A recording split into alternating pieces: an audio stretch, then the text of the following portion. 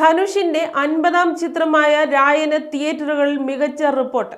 ആദ്യ ദിനത്തിൽ ആഗോളതലത്തിൽ ധനുഷിന്റെ രായൻ 23 കോടി രൂപയോളം നേടിയെന്നാണ് ബോക്സ് ഓഫീസ് കളക്ഷൻ റിപ്പോർട്ടുകൾ. ഇന്നോളമുള്ള ധനുഷിന്റെ മികച്ച ഓപ്പണിംഗ് കളക്ഷനാണ് രായന്റേത്. ധനുഷ് രായൻ എന്ന ടൈറ്റിൽ കഥാപാത്രത്തെ അവതരിപ്പിച്ച ചിത്രത്തിന്റെ സംവിധാനവും നിർവഹിച്ചിരിക്കുന്നത് ധനുഷ് തന്നെയാണ്. AR റഹ്മാനാണ് രായന്റെ സംഗീത സംവിധാനം നിർവഹിച്ചിരിക്കുന്നത്. ഛായാഗ്രഹണം ഓം പ്രകാശാണ്. SJ സൂര്യയാണ് ധനുഷിന്റെ ചിത്രത്തിൽ പ്രതിനായകനായി എത്തുന്നത്. മലയാളത്തിൽ നിന്ന് അപർണയ്ക്ക് പുറമെ ചിത്രത്തിൽ ദിവ്യ പിള്ള, കാളിദാസ് ജയറാം എന്നിവരും എത്തുന്നുണ്ട്.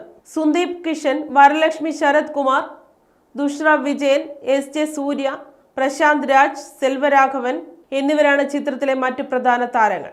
അടുത്ത കാലത്ത് തമിഴിൽ നിന്നുള്ള സിനിമകൾ പ്രതീക്ഷിച്ചത്ര വിജയം നേടാനാകാതെ തളരുമ്പോൾ കളക്ഷനിൽ രായൻ കുതിക്കുമെന്നാണ് സൂചന.